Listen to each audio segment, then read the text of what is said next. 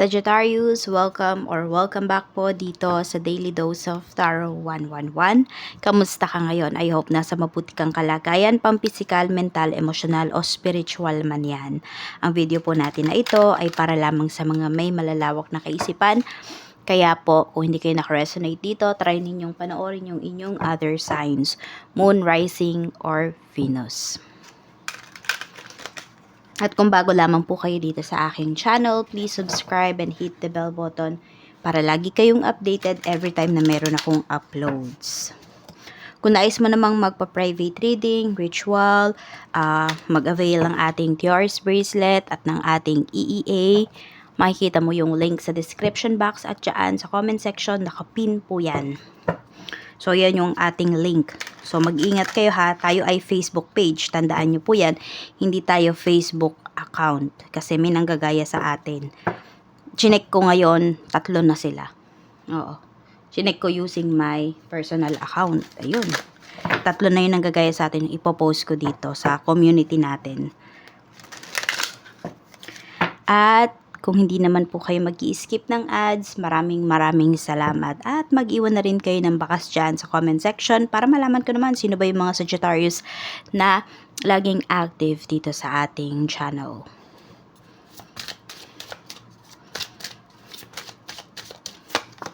Okay, we have Taurus. Pwedeng mainitin yung ulo ninyo ngayon or pwedeng marami kayong cravings or meron kayong gustong kainin ngayong araw. Ayan. Tingnan natin. Ano pa yung mensahe?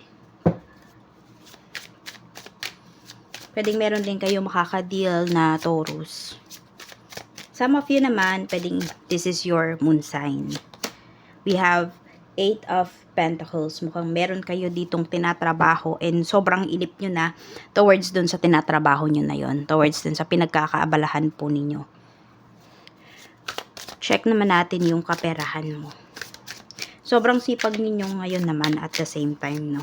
Kasi nga, gustong-gusto nyo nang matapos yung isang bagay na to. Naiinip na kayo, kaya, ayun, pagtutuunan nyo na talaga siya ng pansin, tapos, maghintay na kayo, or hinihintay nyo na talaga yung outcome.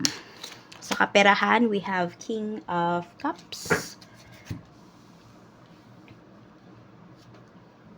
Tingnan natin kung ano pa yung mensahe. We have the Devil.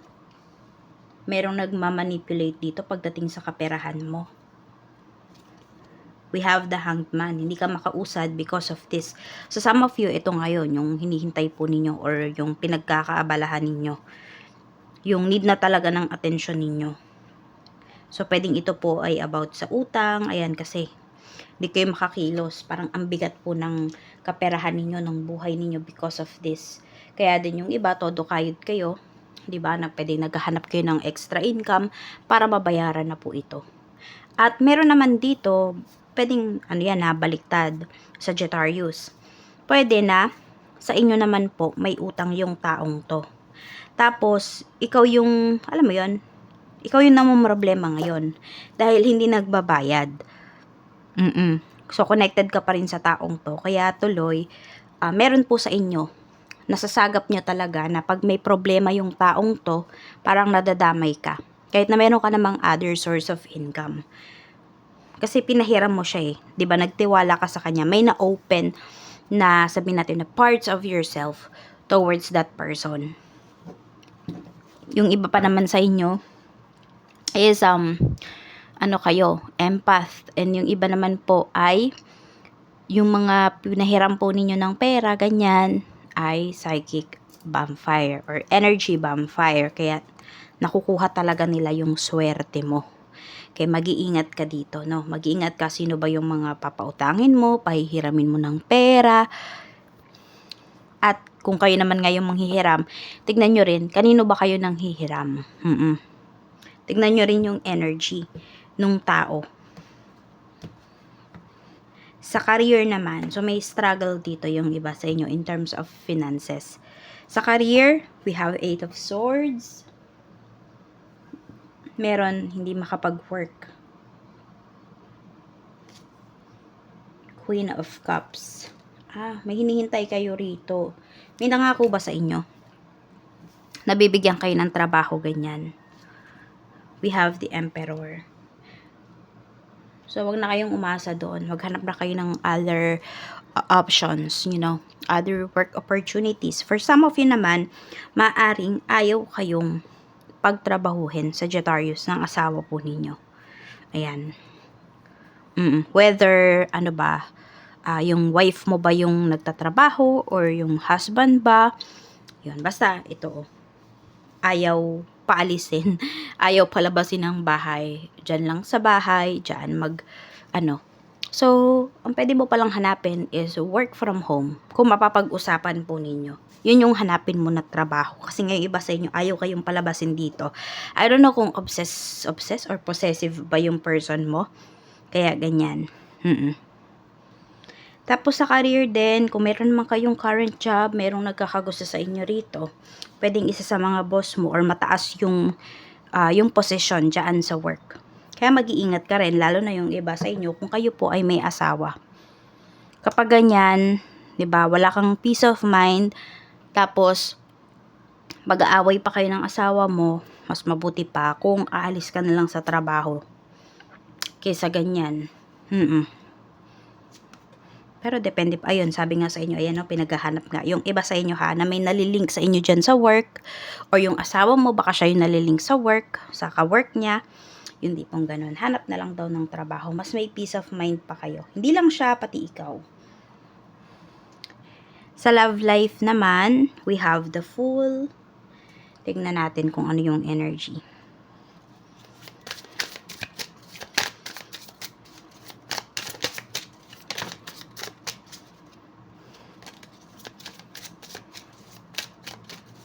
One card lang. Gossip, ayan.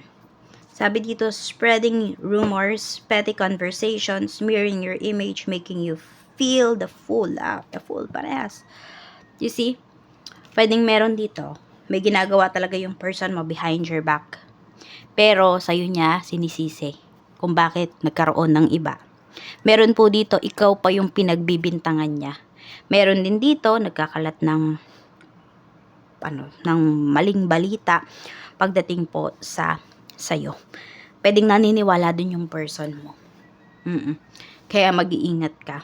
Mas maganda rin, ayan, kung nafe-feel mo man na baka nga may iba, so hanap ka ng evidence para hindi ka mabaliktad dito.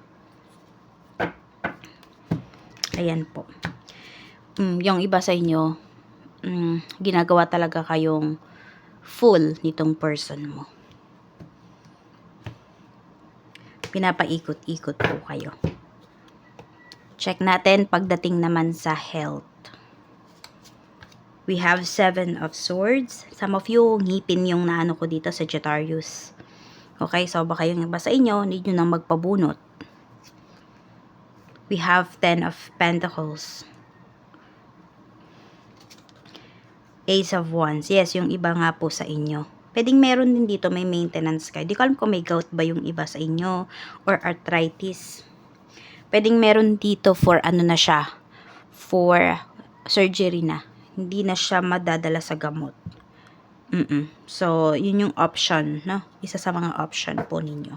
Or pwedeng yun na lang yung tanging option talaga na kailangan nyo na magpa-surgery. So, watch out po, no? Dito sa sa inyong mga nararamdaman. Dapat mong iwasan. We have the Tower. Yung pabigla-bigla ng desisyon. Okay? At saka, dapat mong, siguro hindi naman iwasan, but, yun nga, pagtuunan mo din ng pansin, yung mga nangyayari na pagbabago sa life mo. Kasi, yung iba sa inyo, yung pagbabago na to, is, pwede magdala talaga sa inyo ng magandang pagbabago. Some of you naman, pwedeng hindi kagandahan yung pagbabago na mga nangyayari. Meron din akong nakikita rito, family members na kailangan mo na talagang iwasan. Pwede rin kasama mo sa bahay. Kung kayo po ay, nangungupahan, nagbo-boarding house pa kayo, ganyan. Either ikaw yung aalis, ikaw yung lilipat, ganyan. May negative energy kasi. Queen of Pentacles, dapat mong pagtuunan ng pansin yung kaperahan mo talaga. Ito yun, no?